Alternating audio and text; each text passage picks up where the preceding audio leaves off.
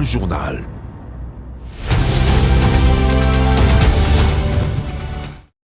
Il est 19h. Mesdames et messieurs, bonsoir. Bienvenue dans cette nouvelle édition du journal sur Mandiko TV.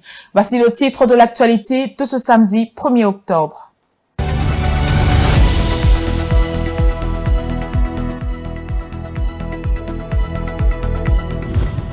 Le secrétaire général des Nations Unies joue aux pyromanes et aux pompiers dans son dernier rapport sur la situation globale en RDC. Antonio Guterres dénonce une recrudescence du discours de haine tribale, de xénophobie et d'autres abus en RDC qui méritent des sanctions. Arrestation de 7 grands bandits à Goma. Le gouverneur militaire se réjouit de la police et de la coopération de la population pour démanteler tous les réseaux des malfaiteurs qui bénéficient de certaines complicités. Fidèle à la vision du chef de l'État pour lancer le développement de sa province du Tanganyika, Madame la gouverneure Julie Ngungwa Mwayuma pose des actes concrets pour activement réhabiliter les infrastructures de base. Elle s'est lancée de faire le tour des 6 territoires de son entité à cet effet. C'est tout pour les titres.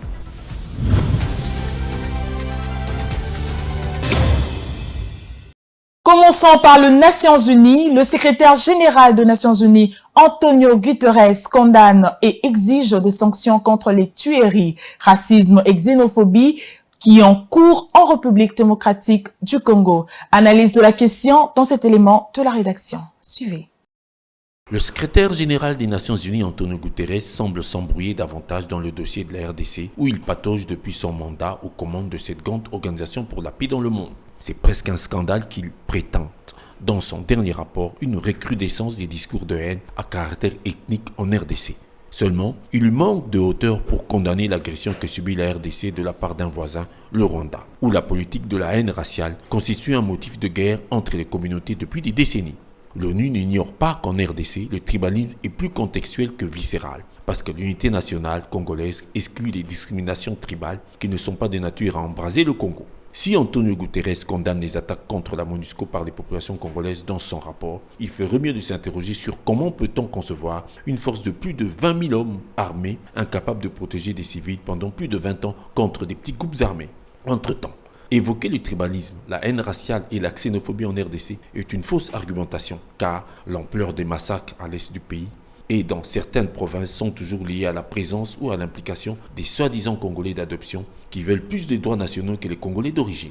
Bref, le sort de la MONUSCO est déjà scellé en RDC. Antonio Guterres n'y peut plus rien, malgré sa tendance à un mea culpa pour tenter de regagner la confiance des Congolais qui sont unanimes sur la décision que la RDC n'a plus besoin des casques bleus sur son sol. Place à la santé, reprise des négociations entre le gouvernement congolais et le banc syndical du secteur de la santé publique à Bibois, dans la commune de Lantsele. Au cours de ces travaux, les deux parties vont réfléchir sur les voies et moyens de trouver des solutions aux revendications professionnelles du secteur de la santé en République démocratique du Congo. Un reportage fait par Martin Kayembe. Les gouvernements congolais et les représentants des banques syndicats du secteur de la santé se concertent de nouveau à Bibois pour améliorer les conditions socio-professionnelles de cette catégorie sociale. Le ministre de la Santé publique, Hygiène et Prévention, Jean-Jacques Bongani, a ouvert les travaux de l'atelier pour la réactivation des avantages sociaux de toutes les catégories professionnelles du secteur de santé en République démocratique du Congo. Le patron de la santé en RDC a rappelé aux participants la charge qui leur incombe, à savoir trouver des solutions aux revendications des professionnels de la santé, cela avant de s'appesantir sur les bilans de dernières concertations entre les deux parties. Ils se sont déjà mis d'accord sur plus de 7000 médecins alignés à la prime des risques, en plus de 494 autres déjà mécanisés et alignés. Outre les médecins, plus de 5000 autres professionnels de santé non médecins ont pu toucher leur prime de risque. Jean-Jacques Bongani n'a pas manqué de déplorer et condamner les incidents malheureux survenus lors des mouvements de protestation des médecins à Kinshasa. Présents à ces assises, les SIMECO et les SINAMED ont salué la tenue de ces assises et la volonté du gouvernement congolais de trouver des solutions aux problèmes du secteur de santé. Le secrétaire général adjoint de SINAMED, Dr Fabien Zoko, a exprimé le souhait de voir les médecins récupérer les avantages liés à leur statut spécifique et attend la réalisation des engagements que le gouvernement a pris avec son syndicat. Parlons à présent de la sécurité nationale. La République démocratique du Congo, notre pays, est face à des véritables défis à relever pour sa sécurité. C'est une affaire de tout le monde. Une formation sur les enjeux sécuritaires a été organisée par l'Institut Thémis de Paris en vue d'outiller les participants, trier sur les volets quant aux stratégies à prendre, à comprendre, allais-je dire, et à apprendre sur la sécurité. Promu de la 5e session spéciale dite Promotion Jean-Michel Sama-Lukonde, l'honorable sénateur Ogi Ilunga Chimvila ADC s'est honoré de cette belle occasion. Suivez l'élément. Dans cette formation aujourd'hui, je suis en mesure d'anticiper une crise, de faire des stratégies pour prévenir une crise. Pour acquérir cette qualité de stratège, le sénateur Ogi Ilunga Chimvila a suivi la formation pendant 7 mois. Il s'est agi de sensibilisation intense aux problèmes de sécurité et de défense. Selon le directeur général de l'Institut Thémis, pour les 3 promotions, 3 directeurs académiques et 75 experts extérieurs ont été mobilisés pour les 521 auditeurs composés des généraux, officiers supérieurs, commissaires et hauts responsables civils dont des élus, parmi lesquels le sénateur Ogi Ilunga Chimvila. Le général de corps retraité Gilles Roubi a évoqué certaines matières suivies pour les 3 promotions. L'enseignement dispensé a fait effort sur la compréhension des rapports de force dans le monde, sur le continent, dans la région et au sein de la République, sur les méthodes d'anticipation stratégique des crises potentielles, sur les responsabilités des chefs vis-à-vis des ressources humaines et des ressources financières qui leur sont mises à disposition et sur la nécessaire exemplarité de leur comportement. Enfin, sur la nécessité de faire bloc entre la société civile fortement représentée par la session spéciale et les militaires ainsi que les policiers pour faire face aux crises avec efficacité. Bien avant, la présidente de l'Institut Thémis a présenté le CHESD comme un outil de rayonnement régional, continental et international que tout le monde envie aujourd'hui. Pour Camille Roux, il constitue un outil de développement et un modèle à suivre dans d'autres secteurs. Le CHESD est un outil qui favorise le développement économique de la République démocratique du Congo. C'est un succès concret et tangible pour votre population et vos forces armées, un modèle à exporter dans la société civile, car ce succès pourra servir à d'autres ministères, de l'enseignement supérieur à l'économie nationale. Pour la 7e session ordinaire du CHESD dénommée Promotion Évariste Ndayishimiye, c'est le ministre de la Défense du Burundi qui a remis les diplômes aux auditeurs. La 5e session spéciale a, elle, été dénommée Promotion Jean-Michel Sama-Lukonde, le premier ministre de la RDC qui a remis personnellement les diplômes à ses filleuls, parmi lesquels le sénateur Honorable Ilunga Chimvila Ogi. Quant à la 5e promotion de l'ESAM, dénommée Gilbert Kabanda, c'est le ministre national de la Défense de la RDC qui a remis les diplômes aux désormais administrateurs militaires. Il faut préciser que parmi les auditeurs, on a compté un colonel burundais, 4 Brazzavillois, 2 Béninois, un Camerounais et un Centrafricain. Lauréat de la 5e promotion spéciale, le sénateur Ogi Ilunga Chimvila a dit que cela n'a pas été facile d'être retenu à cette session, mais sa détermination l'a aidé à atteindre son objectif. L'initiative de suivre le cursus au CHESD, c'est une idée personnelle. Sauf qu'il y avait une procédure à suivre. Je devais d'abord aller rencontrer le secrétaire général académique du CHESD, le colonel Franck. À partir de lui, il m'a demandé d'aller introduire la demande auprès du président de notre chambre, Bahati. Lui, il m'a orienté aussi à mon collègue, le général Baramon, qui est sénateur et président de la commission de défense et sécurité. Lui, à son tour, il a écrit au président du Sénat. Et le président Bahati m'a donné une recommandation que je devais aller déposer auprès du ministre de Défense et de Sécurité. Ce n'était pas aussi facile. Je devais mener des démarches. J'ai raté d'abord la 4e session spéciale et on m'a retenu à la 5e session spéciale. Voulant aller plus loin, l'élu des élus du Kasaï oriental a pris son inscription à l'Institut supérieur des études parlementaires pour la toute première année académique 2022-2023, un cursus qui prendra 5 ans à Ogi Ilunga Chimvila, dans cette nouvelle institution qui vient de voir le jour en RDC. Pour nos compatriotes vivant à l'étranger mais privés de jouir d'un droit fondamental et d'exercer un devoir civique, celui de s'enrôler et de pouvoir voter. À cet effet, l'identification et l'enrôlement des Congolais de la diaspora pour leur participation aux scrutins électoraux de 2023 va être possible. La Commission électorale nationale et indépendante s'est activée d'avance d'engager des discussions techniques avec la France et la Belgique en vue de formaliser la pratique et l'exécution de toutes les opérations prévues. Un cadre de concertation entre la CENI, le pays occidentaux concernés et les comités des Congolais résidant à l'étranger a été évoqué à Bruxelles le 6 octobre 2022 dernier. Le vent commence à mal tourner pour l'ancien chef de la centrale électorale de la RDC, Corneille Nangaa. Depuis qu'il a publié dans la presse une tribune intitulée « Élections 2023, le bon et le mauvais pas au regard de l'expérience », après une première plainte déposée à sa charge au parquet général près la cour d'appel de Kinshasa, le parti SCD de Martin Fayulu s'est joint à la procédure pour déposer à son tour une plainte afin qu'il réponde à certaines préoccupations pour rétablir la paix des urnes qu'il réclame depuis des années. Plus de détails dans cet élément de la rédaction. Suivez. Nous annonçons donc que le scrutin direct présidentiel, législatif, national et provincial auront lieu le 30 décembre 2018.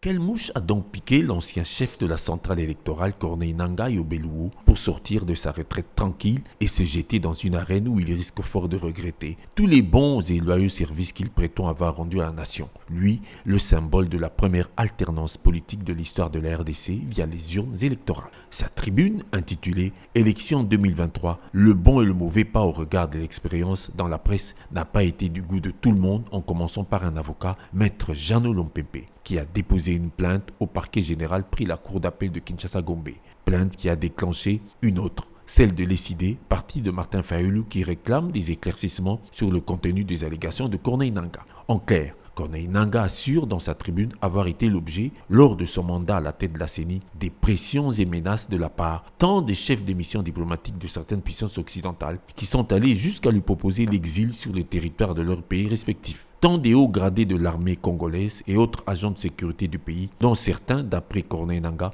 envisagèrent d'une solution militaire, c'est-à-dire d'un coup d'État pour éliminer l'éventualité d'un désordre social. C'est donc la nature de ces révélations graves pour l'ordre des résultats, bien que tardives, mais très riches pour l'actualité et inquiétantes quant au crédit du processus électoral, qui pose un véritable cas de conscience collective sur toutes les élections. Ainsi, n'ayant pris aucune réserve ni précaution sur ces secrets de coulisses électorales, Corneille Nangaa Yobelou devra s'expliquer devant la justice pour justifier, preuve à l'appui, ces révélations qui risquent de compromettre tout le travail de l'actuelle Commission électorale nationale indépendante pour les scrutins de 2023. Sincèrement, il est très mal barré. Patrimoine en danger, classé en 2e position après la forêt amazonienne sur la liste du patrimoine de l'humanité, le parc de Virunga est actuellement la proie de tous les abus. Les braconniers, les groupes armés, la déforestation sauvage et surtout l'intrusion et l'exploitation illicite de plusieurs ressources minières par le M23 dans les sites même du parc troublent les espèces menacées et en fait fuir toutes les vagues des touristes de plus en plus rares. Les revenus ont sensiblement baissé et plusieurs activités ferment les portes. Si rien ne s'est fait, une catastrophe naturelle se prépare. Suivez ce reportage de nos confrères de TV5 Monde. L'île de Tchégera est de plus en plus délaissée par les touristes. Situé au sud du parc des Virunga dans l'est de la République démocratique du Congo, le site est en proie à l'insécurité depuis l'invasion du groupe rebelle M23. Un mouvement soutenu par le Rwanda d'après le Congo et un groupe d'experts de l'ONU, ce que Kigali dément fermement. Sur les 6 sites, seulement un seul est resté ouvert. L'un de nos sites touristiques, notamment les sites touristiques de Bukima, a été attaqué, c'était vers 20h30, il a été attaqué par des rebelles de M23 et qui ont même mis fin à la vie de l'un de notre collègue, les gardes des parcs, brigadier Étienne. Et depuis ce jour-là, on a complètement fermé. Depuis 1996, plus de 225 gardes ont été tués par les groupes armés qui sévissent dans le parc des Virunga. Mais malgré le danger, cet officier ne compte pas abandonner son poste. Nous sommes la première menace parce que nous les empêchons de détruire la nature. Nous les empêchons de tuer des éléphants dans les parcs. Faute de visiteurs, les revenus du parc vont chuter. Dans nos prévisions au niveau du parc, au cours de l'année 2022, on s'attendait à une recette de 12,5 millions de dollars américains. Et donc, on ne pourra pas les avoir parce qu'il n'y a pas de visiteurs. Ces touristes internationaux viennent principalement pour les gorilles, mais aussi pour le volcan Nyiragongo. Un échec pour la République démocratique du Congo, mais une aubaine pour les pays voisins. Les gorilles se situent dans 3 pays. C'est des produits qui sont proposés à la fois au Congo, au Rwanda et en Ouganda. Si la destination du Congo n'est pas opérationnelle, ceux qui veulent visiter les gorilles n'auront pas de choix que d'aller au Rwanda et en Ouganda. Fin septembre, à l'Assemblée générale de l'ONU, le président Félix Tshisekedi a une nouvelle fois accusé le Rwanda de soutenir le M23 et de déstabiliser l'est de la RDC. En province, Madame la gouverneure de la province du Tanganyika, Julie Ngungua Mayuma, s'est lancée dans une tournée d'itinérance de 6 territoires de sa juridiction pour palper des réalités et procéder au coup d'envoi de grands travaux de réhabilitation des infrastructures de base de sa chère province. Dans sa suite, les ministres provinciaux des infrastructures et de la santé à la première étape de sa grande mission, le territoire de Manono. Guy Ilunga pour plus de amples détails.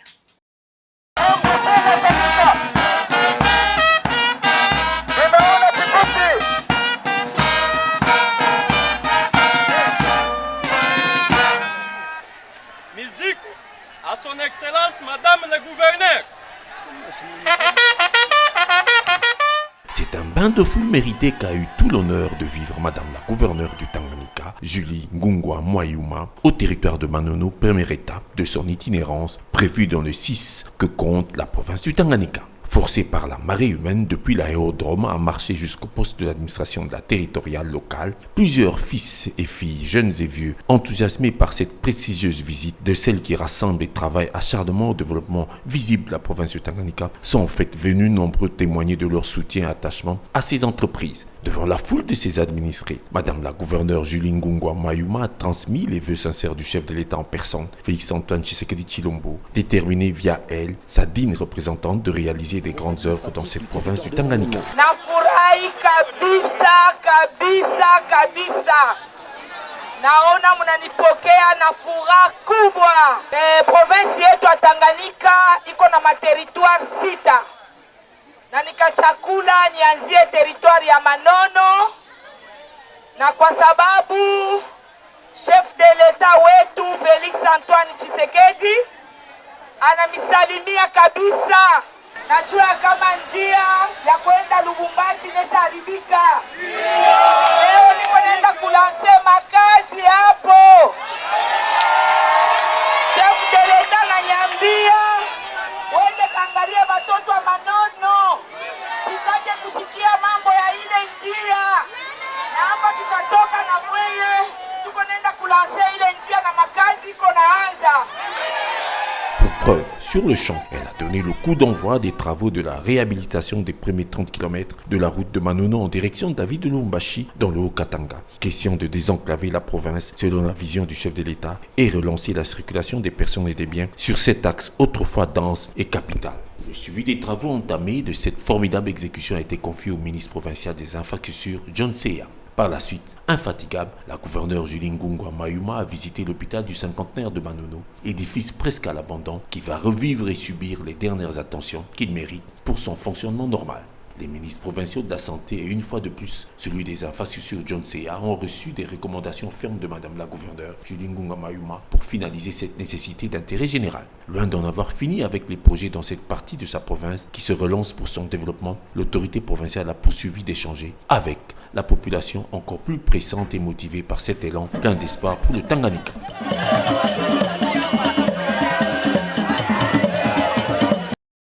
La justice congolaise n'a plus apparemment de raison de poursuivre l'ex-administrateur général de l'Agence nationale de renseignement ANER, Monsieur Kalev Mouton. Après avoir été entendu le mardi 4 octobre dernier au parquet général près la cour d'appel de Kinshasa-Gombe, l'ex-chef du premier service de sécurité du pays a regagné son domicile sans la moindre contrainte. Aux dernières nouvelles, allais-je dire, son dossier serait classé et il est désormais libre de circuler et d'évaguer à ses autres occupations sans avoir de compte à rendre à personne. Toutefois, libéré de poursuites congolaises, M. Kalev Mouton demeure encore sous le poids des sanctions américaines. Revenons en province, le joli coup de filet opéré à Goma, province du Nord Kivu, où 7 grands bandits très dangereux ont été capturés par la police. Ces malfaiteurs, ces malfrats commettaient leurs vols et crimes multiples avec des complices qui sont également tombés dans les mailles des agents de la sécurité.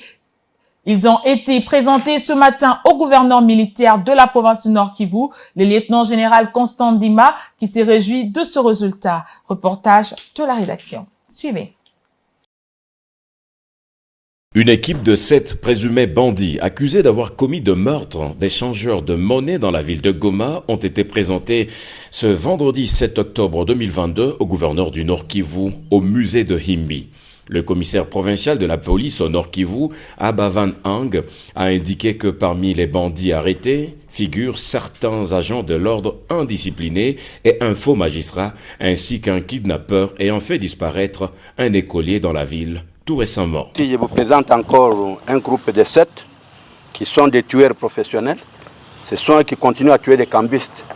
Leur dernier forfait en date du 29 septembre, il y a une semaine et un jour, en Docho, ils ont tué les cambistes qui s'appelaient, je ne sais pas le nom est ici, et ils lui ont renflé $5 000. Comme ils sont là, c'est une équipe de 7. Il y a un policier qui leur donne des armes. Le gouverneur de province, Constant Ndima, a félicité l'équipe de la police pour le travail abattu. Pour lui, tous ces criminels devront répondre de leurs actes. Pendant cet état de siège, nous avons beaucoup appris dans cette ville de Goma et les autres agglomérations. Le pareil méfait, de crimes de sang. Et notre population en souffre. Nous aussi, nous recevons beaucoup de pression. C'est dont je vous félicite aujourd'hui. Mon général, ce n'est pas pour la première fois. Merci, vous le faites souvent. Merci, excellent. Vous transmettez mes sincères félicitations à toute votre équipe. Parmi ces malfrats présentés, l'un d'eux a reconnu lui-même le fait. Il est passé aux aveux.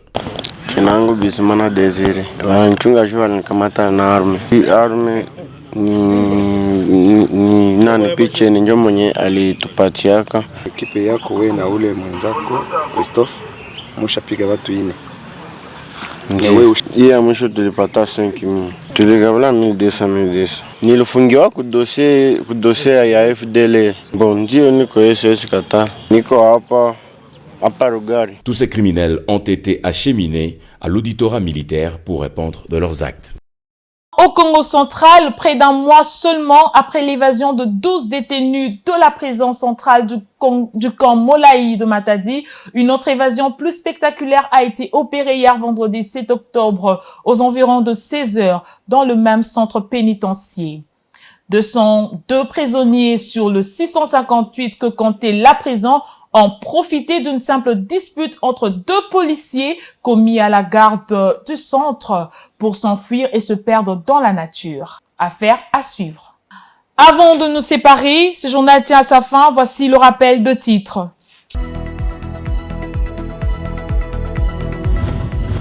Le secrétaire général des Nations Unies joue aux pyromanes et aux pompiers dans son dernier rapport sur la situation globale en RDC. Antonio Guterres dénonce une recrudescence du discours de haine tribale, de xénophobie et d'autres abus en RDC qui méritent des sanctions. Arrestation de 7 grands bandits à Goma. Le gouverneur militaire se réjouit de la police et de la coopération de la population pour démanteler tous les réseaux des malfaiteurs qui bénéficient de certaines complicités. Fidèle à la vision du chef de l'État pour lancer le développement de sa province du Tanganyika, Madame la gouverneure Julie Ngungwa Mwayuma pose des actes concrets pour activement réhabiliter les infrastructures de base. Elle s'est lancée de faire le tour des 6 territoires de son entité à cet effet. Merci pour votre attention, mesdames et messieurs.